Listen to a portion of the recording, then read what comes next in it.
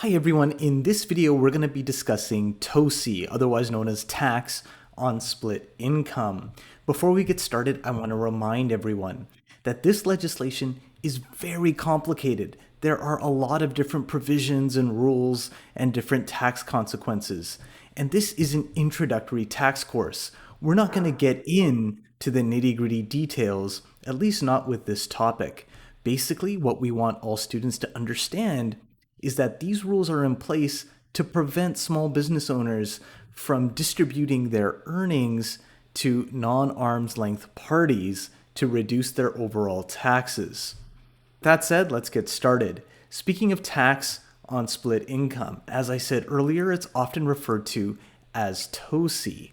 It used to and sometimes still is referred to as the kiddie tax. In your lecture, we covered some of that history a bit more. Before we get further into split income, we should remind ourselves about the concept of income splitting. So let's quickly take a look at a made-up example of a taxpayer. A very successful taxpayer that has a lot of income. So much income that this taxpayer finds themselves in the highest marginal tax brackets, meaning they pay a lot of taxes. Well, this taxpayer happens to be married and they have a spouse. And they choose to try to do some income splitting. Essentially, they are trying to shift some of their income from them to their spouse. If they do this successfully, due to the marginal rates and the progressive nature of taxation in Canada, the overall tax burden to the family unit is lower than had one individual earned all of the income themselves. And the Tax Act does allow for some forms of income splitting. The one method that we've studied, it takes a while to achieve, but it was a spousal RRSP. So the legislation will look at the scenario and say, was this achieved with a spousal RRSP? If so, fine, nothing to do. But let's look at a slightly different arrangement. Let's say the same taxpayer now, instead of a spousal RRSP, wants to split things with their child. And let's say they have a small business, so the only way to really split it that they can think of is maybe a dividend. Well, the legislation won't look at this as favorably. In fact, what will happen is the income received by the specified individual is going to be taxed at the highest possible rate.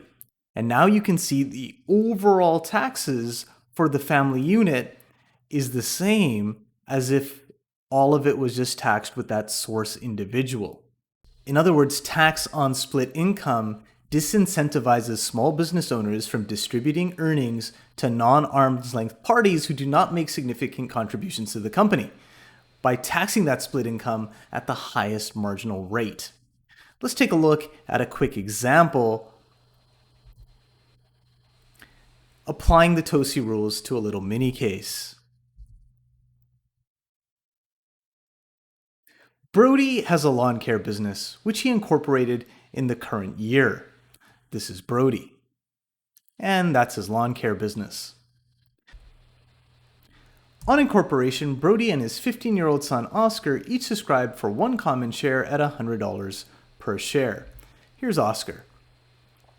Brody paid the $200 for both of the shares, and the corporation will pay dividends annually to Brody and Oscar. So from the corporation to each individual, we have a flow of cash in the form of a dividend.